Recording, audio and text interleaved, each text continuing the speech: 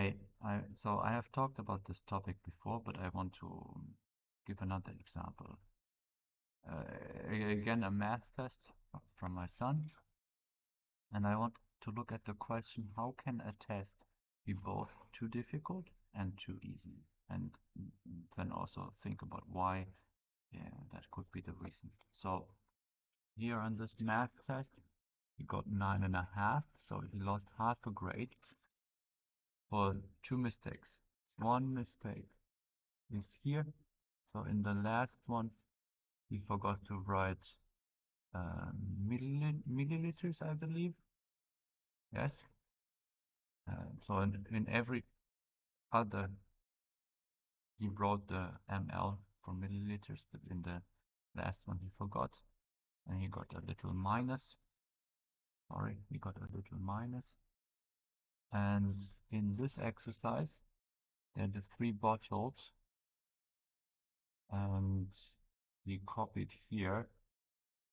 We copied 350 instead of 330. So the math correct, but he made this copying mistake.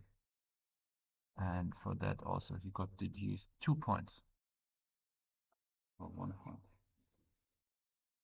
No, 2 points. So they have nothing to do with math. So the math was too easy. So basically all the math, the actual math that he was doing, all correct. So he wasn't challenged for this. Or his math skills weren't challenged, and I assume also all the exercises that they drew throughout the year is not really challenging for him. It has always been like this, and we're just losing so much potential to let these very advanced students do exercises that are too easy for them. It also makes everybody else feel bad because they feel stupid when they don't understand it the same way these advanced students understand it. And well, then we pretend that these are difficult exercises by asking the students to be meticulous, and every tiny mistake like immediately gets severely punished. And the same applies to English also. So, well, at least these are real spelling mistakes or real mistakes in that sense. I mean, English related mistakes. But still, this also in this test, he's in grade 4 now, so 11 years old. They're not really testing English skills. So even what I mean by that is even a student who speaks, understands, can read and everything perfectly fine English, they might have like a couple of small spelling mistakes and immediately their grade falls.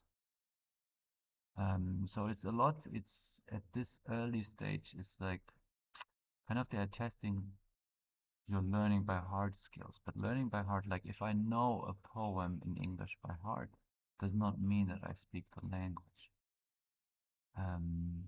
But that's how the tests are. And again, there's so much potential lost where we could advance much faster, understanding that it's not all correct at the beginning. So if we learn a new language, spelling will cause problems for some years, grammar will cause problems for some years, correct pronunciation will cause problems for some years. There's no point in insisting that it has to be correct from the beginning at all times. The topics that we then work on, they are too boring, and we're kind of moving again both too fast and too slowly, because you have to move slowly because the children have to learn it by heart, but you're not moving fast enough because the topics are just too boring. And also again here, I mean, I don't know what they listen to for this one, but all the questions are just like extremely boring. It's like, what kind of hair does Elvira have? What's the color of her eyes? What is she doing? When is her birthday? What's her favorite color? That's just, I'm assuming it's an extremely boring text for students who have already studied English for 4 years. So again, we pretend that it's difficult because the students, they don't, even advanced students, they don't really get a full grade or the best grade, because it's just so difficult to get that. But it's not really related to their level of English, math, whatever.